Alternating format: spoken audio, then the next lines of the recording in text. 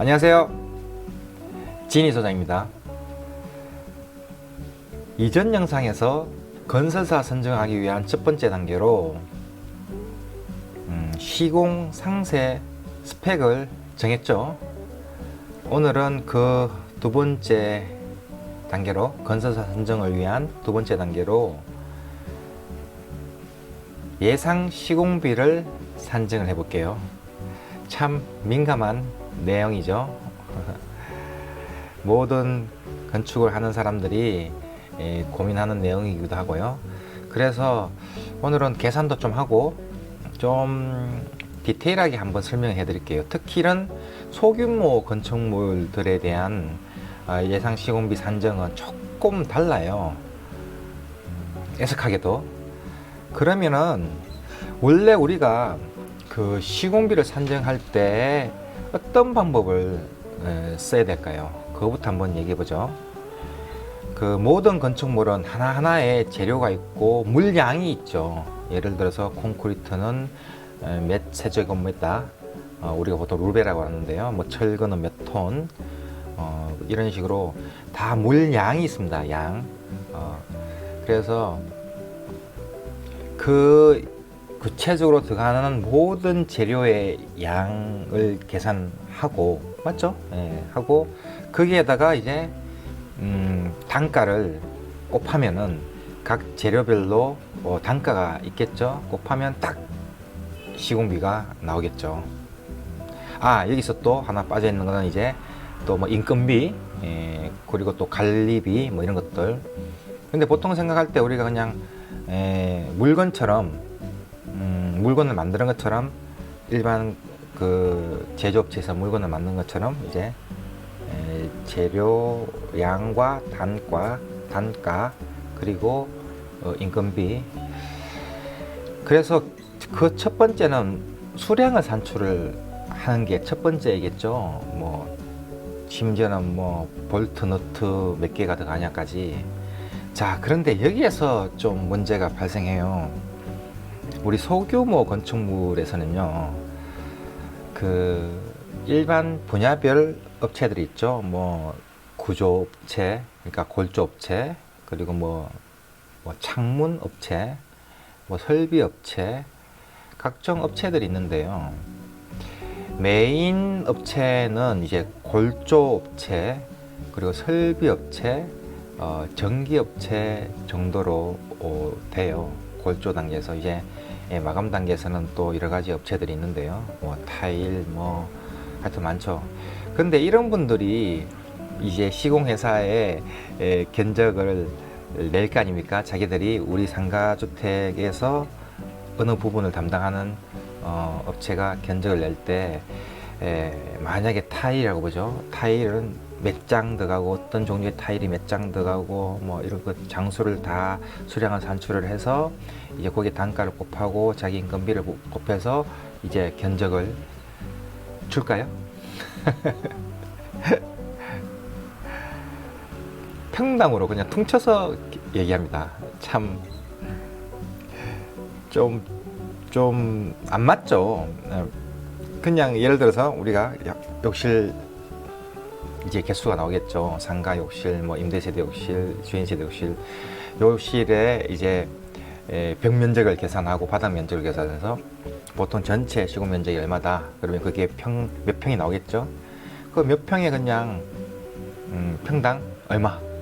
자, 골조도 지금 이제 면적 계산을 좀 해볼 텐데요. 저하고 뭐 허가 면적이 이렇게 나오면 아니면 이제 시공 면적을 좀 구체적으로 산정하면은 그 시공 면적에 평당 골조는 뭐 70만 원, 뭐 68만 원 이런 식으로 이렇게 해요.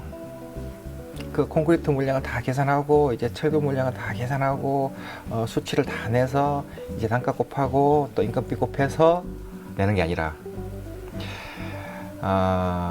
큰 건물을 지을 때 이렇게 하면 큰일 나겠죠. 큰일 나요.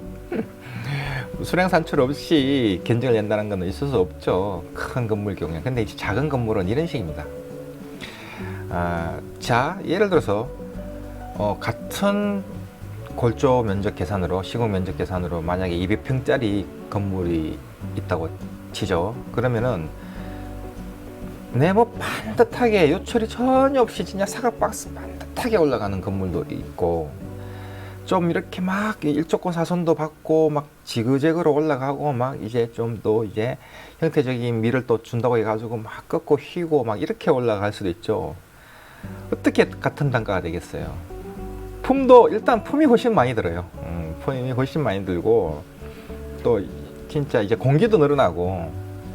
그런데 그냥 평당이에요. 그냥 평당 얼마예요? 그러다가 이제 골조 같은 경우에는 진행하다가 이제 난이도가 너무 어려워요. 그래서 나중에 너무 난이도가 어려워서 일단 추가 비용을 좀 주세요 하고 요구를 하는 거죠. 그래야 됩니다. 추가 비용이 들죠. 그냥 평범한 건물, 아주 쉬운 건물로 예상하고 이제 평당, 심지어는 도면도 안 보고 심지어는 도면도 안 보고 몇 평이에요 묻고 우리는 평당 얼마예요, 이런 식이 되기 때문에 문제가 됩니다. 그래서 이런 내용들을 이번 아산 탕정 상가주택 예상 시공비 산정할 때 좀 설명을 할게요. 자, 좀 전에 평당 시공비로 그냥 퉁쳐서 이제 견적을 내는 것에 대해서 조금 문제가 있다고 말씀드렸는데요. 지금 제가 해드릴 내용도 평당 시공비에 대한 내용입니다. 아이러니하게도 저도 이제 평당 시공비를 어떻게 계산하냐에 대해서 말씀을 드릴 거예요. 그렇지만 좀 더 합리적으로, 좀 더 이제 구체적으로 얘기를 드릴게요. 평당 시공비를 계산하고 있는 이런 상황에서 우리는 물량 산출에 의한 물량 경적을 주세요 라고 계속 밀어붙여도 무의미하죠. 현실에 좀 맞게끔 해야 됩니다. 그래서 지금 이런 작은 상가주택일 경우에는 어떤 분들은 이제 수량 산출에 의한 예가 산정을 하기를 원하시는 분도 있는데요. 그게 맞죠. 맞습니다. 이제 설계도면이 나오면 따로 이제 내역 사무실에 의뢰를 해서 이제 내역이라고 하는 작업을 해요. 아까 말씀드린 대로 내역 작업은 이제 수량 산출, 뭐 인건비, 단가 뭐 쭉 이렇게 완전히 합리적으로 계산을 하는 거죠. 그리고 이제 표준 품셈도 보고 지금 현재 시세도 다 보고 이렇게 해서 산정을 해서 딱 하면은 이제 설계에 의한 예상 금액, 예가가 나와요. 근데 이 예가가 상당히 높아요. 아마 우리 주변에 상가주택을 짓는 분들의 시공비를 듣고 이 예가를 받아보면 깜짝 놀랄 정도로 예가가 높죠. 그래서 조금 현실하고 조금 안 맞아요. 계속 얘기한 거지만 이런 작은 주택입니다. 작은 주택일 경우에 그런 소량 산출에 의한 정상적인 예가를 산정을 하게 되면 좀 많이 높아요. 그래서 오늘은 평당 시공비를 어떻게 좀 계산할 수 있느냐에 대한 내용을 말씀드릴게요. 바로 한번 도면을 한번 보면서 말씀드릴게요. 조금 길고 늘어지더라도 시공비 산정에 임박해 있으신 분들이나 시공비가 진짜 어떻게 궁금하다 하시는 분들은 꼼꼼히 봐둘 필요가 있습니다.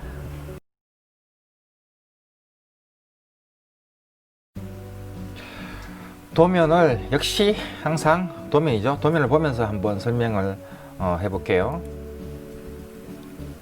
자, 이렇게 도면, 아산 탕정지구의 도면입니다. 제가 첫 번째 설명을 드렸거든요. 이제 평 계산이죠. 물론 제곱미터를 계산하는 게 맞죠. 하지만은 계속 얘기 드리죠. 이제 평으로 계속 하고 있고 한동안도 평당 얼마란 얘기를 할 것 같아요. 현실적인 시공 현장에서는요. 소규모 건물에서. 자, 그런데 되게 좀 유념해서 봐야 될 것이요. 자, 건축 개요를 볼게요. 여기 건축 개요가 여기 보이죠? 연면적 전체 우리 건축 면적이 여기 나와 있죠. 399.05. 요걸 이제 평으로 계산하면은 한 120.71평 정도가 나와요. 요건 얘가 따로 이렇게 계산해 놓은 거예요. 자, 그런데 요 전체 연면적에 대한 면적표를 보면요, 요 각각의 층에 대한 면적표가 이렇게 있죠. 요거를 실제 도면 면적 산출표와 같이 한번 봐볼게요. 자, 그러면 1층을 볼게요. 1층을 보면은 150.04 제곱미터죠. 그런데 여기 보시면은 면적 산출 근거 표에 보면요, 1번, 2번을 합쳐서 150.04 제곱미터죠. 이렇게 보이죠? 이렇게. 그런데 여기 보면은 13인승 장애인 엘리베이터 여기 면적이 이렇게 빠져 있어요. 이렇게 빠져 있고, 그리고 여기 요 면적 요것도 시공이 돼야 됩니다. 여기는 이제 삐로띠 면적이에요. 상부가 위에 이렇게 덮이는 거죠. 상부가 덮여서 요만큼 시공을 안 해도 되는 게 아니라 여기도 해야 돼요. 시공을 해야 되죠, 당연히. 근데 요 면적도 이렇게 빠져 있죠. 장애인 엘리베이터는 이제 법규상 뺄 수 있어요. 그 법적인 면적 산정상. 그래서 결국은 150.04가 아니라 이거보다 면적이 더 커요. 실제 시공 면적은. 자, 이런 식으로 이 가장 극명하게 드러나는 것이 2층 임대세대인데요. 자, 2층 왼쪽에 보시면 2층 임대세대의 면적이 나와 있죠. 129.92 이렇게 나와 있죠. 근데 여기 보면은 간단하지 않죠? 뭐가 되게 복잡하죠, 이렇게. 복잡해요. 자, 여기도 120.92라고 이렇게 나와 있죠. 그런데 여기 보시면은 이렇게 회색으로 이렇게 표시해 놓은 부분이 면적이 다 빠져 있어요. 이렇게 상당히 많은 면적들이 이렇게 빠져 있죠.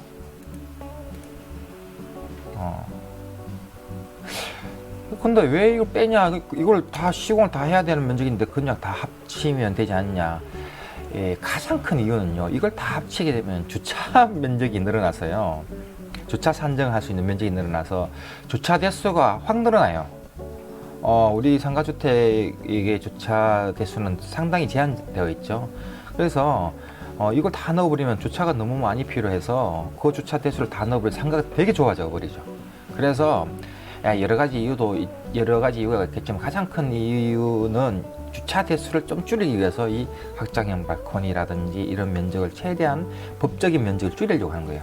그래서 실제로 이 129.72가 아니라 이걸 다 파면은 훨씬 큰 면적이 생겨요. 이제 그걸 한번 계산해 볼게요.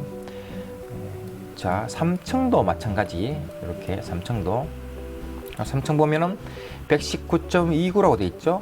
여기도 보면 119.29 이렇게 나와 있어요. 119.29. 여기도 똑같이 확장형 발코니가 각각 다 도입이 되어 있고, 또 장애인 엘리베이터도 빠지고, 이거를 다 뺀 면적이 119.29예요.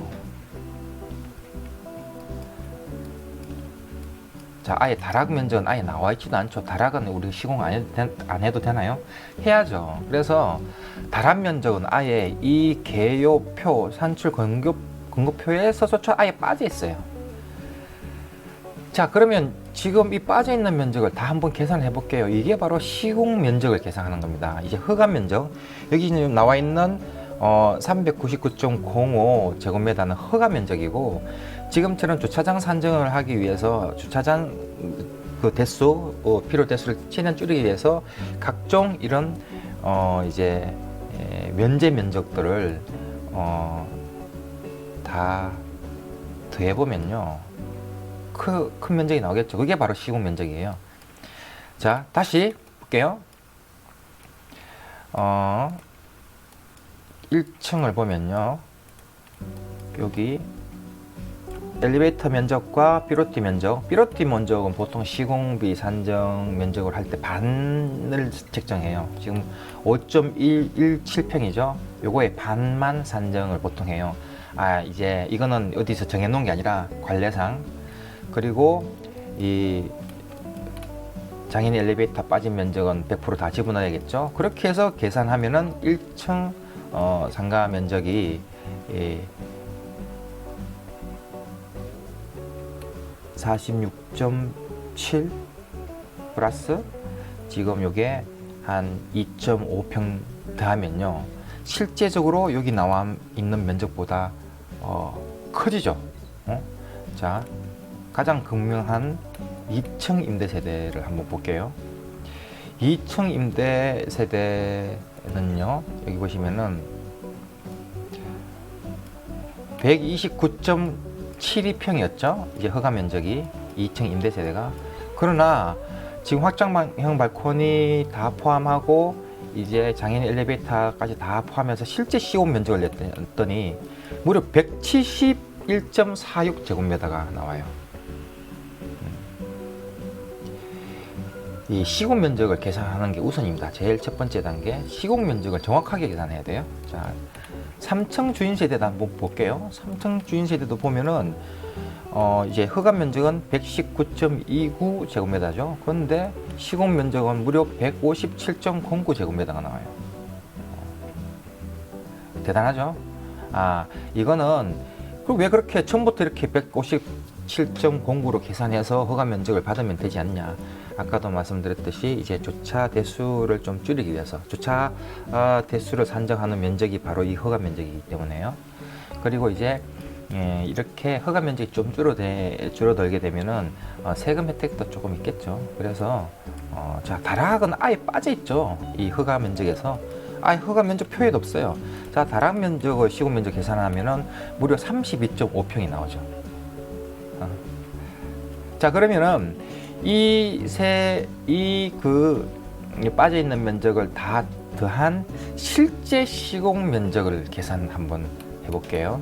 그러면은 그 전체가 여기 지금 계산해 놓은 표인데요. 이거 보시면은 181.18평이 나와요. 181.18평 전체 시공 면적은. 그러나 허가 면적 한번 다시 한번 볼게요. 허가 면적 보니까 120.71평이에요. 무려 지금 몇 평 차이가 나나요? 무려 지금 60평 정도 차이가 나죠. 60평. 예? 대단하죠? 그래서 평당 얼마예요? 평당 시공비가 얼마예요? 이렇게 했을 때요, 이 허가 면적을 얘기하면 아주 큰 이제 갭 차이가 나요. 그래서 평당 얼마라고 얘기할 때는요, 꼭 이렇게 실제적인 시공 면적을 기준으로 얘기하는 게 맞아요. 그래서 그런데 이제 이 허가 면적 기준으로 평당 얼마에 하면 갑자기 평당 그 시공비가 엄청 올라가죠. 실제로 시공하는 면적보다 지금 60평이나 작게 지금 허가 면적을 받았는데요.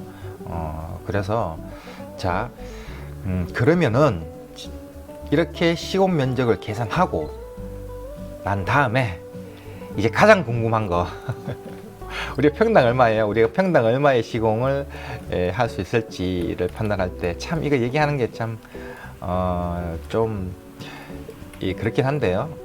객관성을 추구하는 우리 시공 전문가인 건축사가 평당 얘기를 하기가 좀 그렇긴 한데, 그래도 실제적인 도움이 되라고 하는 얘기예요.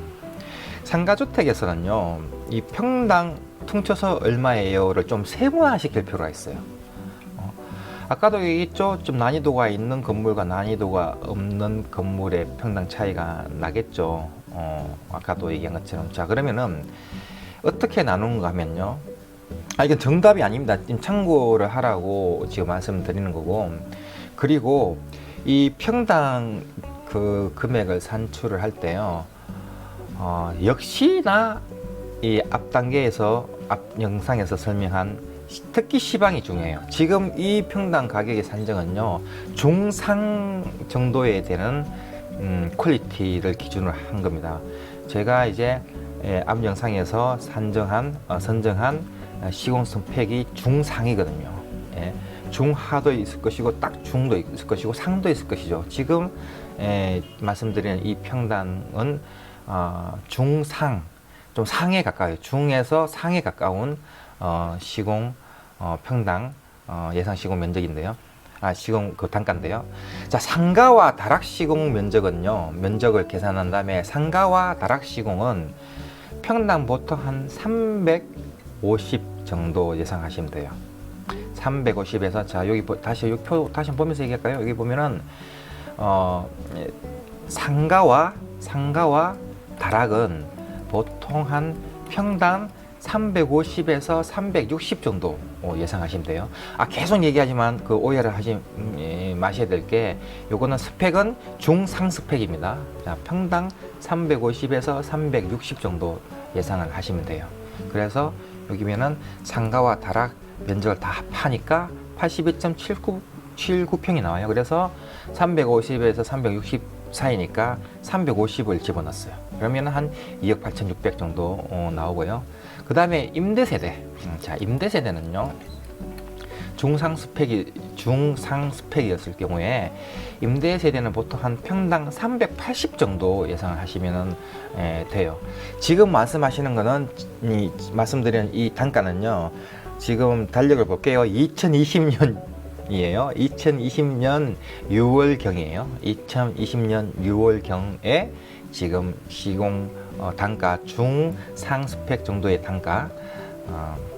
자, 이 나중에 이제 아주 몇십 년 뭐 뒤에도 이 영상이 남아 있을지 모르겠지만요. 아주 나중에 보는 사람을 위해서 오해하지 않도록 지금 2020년 6월 단가 기준으로 현실성 있는 단가 기준으로 임대세대는 평당 380 정도 예상을 하시면 돼요. 임대세대 평당 380.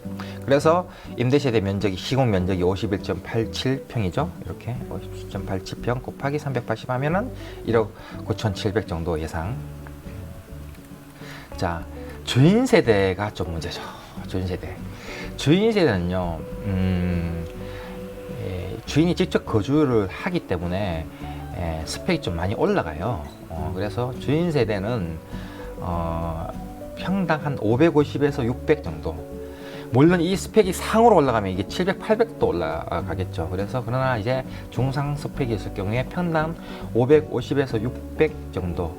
우리 기진 건축에서 설계를 했을 경우에 중상 스펙일 경우입니다. 이 정도 금액 정도 되면은 이제 어디 가서도 안 빠진다 라는 정도. 평당 550에서 600 정도. 그래서 주인세대 시공 면적을 이렇게 계산하면 47.52평에서 한 600 정도로 책정했어요. 550에서 600. 그러면 2억 8,500만 원 정도 이렇게 돼요. 자, 이거를 다 더하니까 7억 6,800만 원 정도로 예상이 돼요. 자, 이 구체적인 물량 산출하고 예가를 산정하고 하는 거 하질 않고 이렇게 우리 특기 시방에 대한 스펙과 현재 실제적인 시세를 이제 대입을 하면은 이렇게 돼요. 그래서 7억 6,800만 원 정도로 예상이 돼요.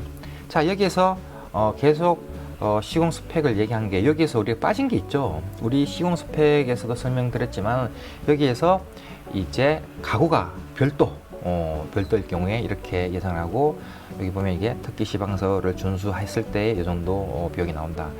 가구 비용은요. 물론 또 가구도 이제 또 여러 가지 있겠지만은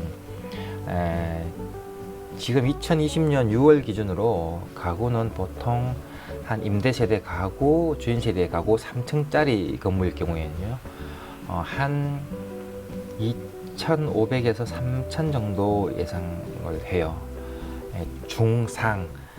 그리고 주인세대 이제 주인세대 주방 가구는 상으로 했을 경우에 왜 주인세대 주방 가구는 상으로 하냐? 주인세대 주방 가구에서 누가 제일 많이 생활하죠?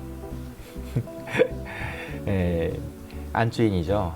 요즘에는 주부의 파워가 너무 세고 주방이 마음에 안 든다 그러면은 건물 전체가 마음에 안 들어 하죠.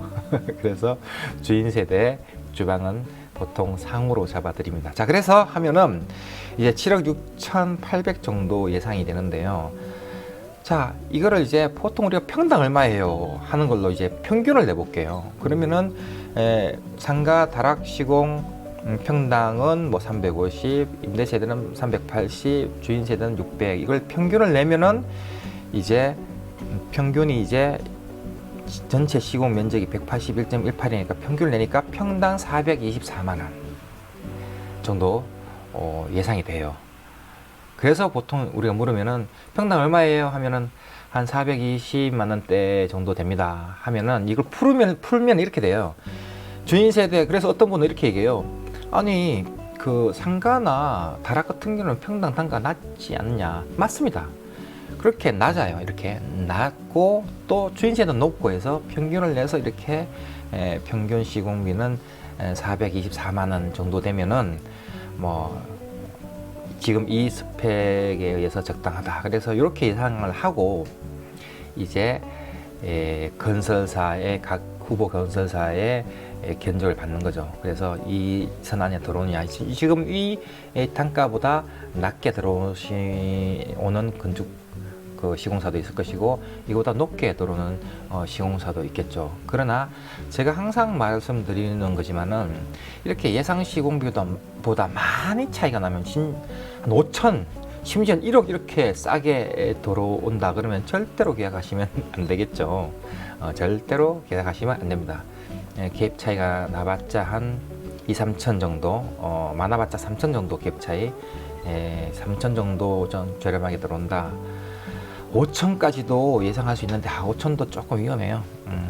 제가 나중에 또 설명드리고 다른 영상에도 말씀드리겠지만은요, 시공자의 이익을 어느 정도 확보를 해줘야지 좋은 건물이 나옵니다. 싸고 좋은 거는 없어요. 없어요.